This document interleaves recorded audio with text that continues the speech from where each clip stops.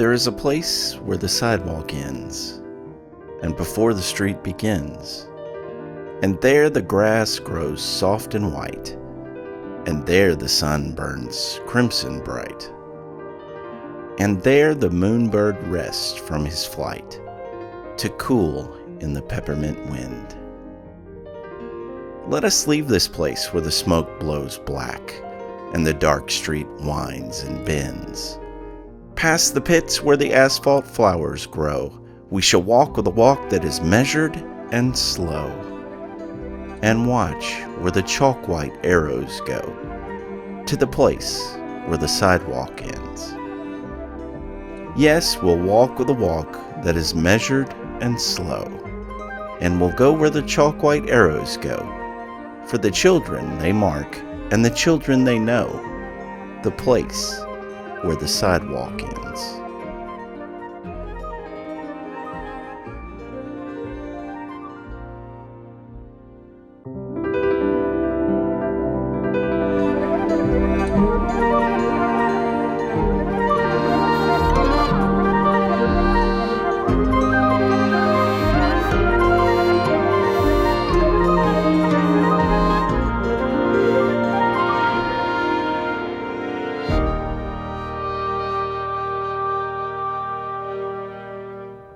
So one of the things that bothers me about marketers and marketing is that it's such a copycat world.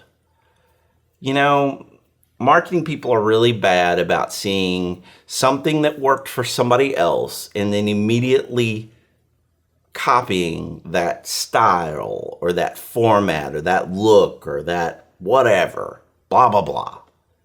And that really kind of irritates me. Because here's the thing. Your brain is amazing at starting to recognize like things, especially when it comes to advertising. If you think about like when you go on Facebook or you go on LinkedIn or whatever website you go on to, you probably don't even notice the advertising, the ads. Because once you've been on a website long enough, you start to recognize not only where they are on the page, but what they look like. And you do all of this subconsciously. Your brain does it without you even having to be aware of it. And this is why I have problems with the copycat nature of marketing today.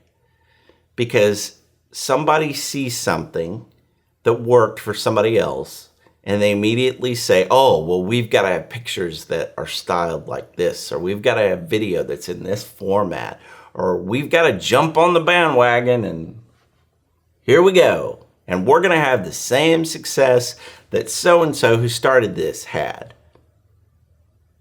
Not exactly. Because if you think about it, and if we think about how our brain starts to react to familiar things and registers this stuff, really what's going to happen when you copycat is you are just going to become part of the noise. You're going to become just part of the background. And people are going to ignore you. And this is why I have a problem with the copycat nature of marketing. I am constantly trying to push my clients and people that I work with, collaborate with, of let's see where the sidewalk ends. You know, the sidewalk is copycat. The sidewalk is that typical format that everybody else is doing and that is expected. We've got to draw people into our message. And I think the way we do that is we look beyond the sidewalk. Look to where the sidewalk ends, and let's use our imagination and our creativity. And let's actually give them something worth their time. Nobody wants to sit through a sales pitch. But you know, if you're presenting something in an interesting way that's different, that's not the norm, that's beyond the sidewalk, you might just discover that tiny nugget of success. So in real terms, what does this mean to make a video where the sidewalk ends? Well, really, it all comes back to the basics of video production. Here's what I mean. Let's pretend that you're this TV-headed dude right here, and you want to make a marketing video of some sort. The first thing you're going to want to do is to pay attention to the lighting. Now, whether that means you actually use professional lights or you just use natural light, you want your video to have a nice, clear view of what's going on, and you want the lighting to be right. Getting the lighting right is very important to making a very good video that people are going to want to watch. Next, we're going to think about the audio. Now, whether you're using a professional boom mic or a lav mic or something like that, again, you just want to make sure that the audio is nice and clear. Believe it or not, audio makes or breaks a video. If they can't understand what you're saying, they're going to tune out of your video, X out of the video really fast. So you want to make sure that the audio is nice and crystal clear.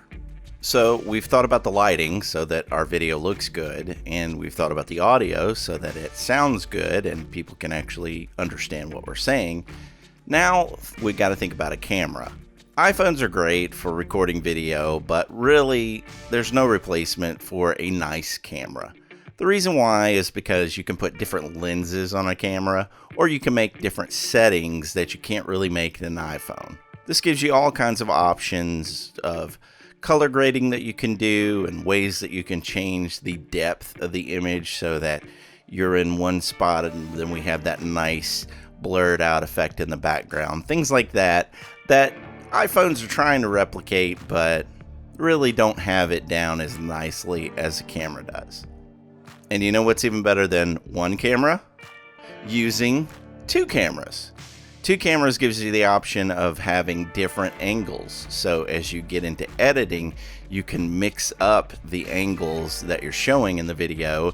It just adds some motion. It adds some interest, something to actually look at for the viewer that keeps it from that one stagnant shot on your face. We're actually transitioning back and forth between two different angles to add some visual interest to the video.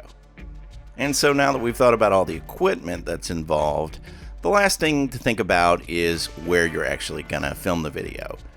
Think about the background, something with interesting colors or an interesting backdrop to you will make your video that much more interesting. It engages the viewers and they're gonna wanna see what else you're gonna do. Now, I waited to the end to tell you why this idea is going to work. The reason is because it's not for everybody. Some people are going to say, yeah, it's too much work, or I'm just going to keep doing things on my phone and just keep doing things the way that everybody else does them. And that is the reason that this idea is going to work. Because if you remember what I said at the very beginning, it's about being different. It's about standing out from the noise. It's about differentiating yourself from what everybody else is doing. So, this is not for everybody, and that's actually a good thing.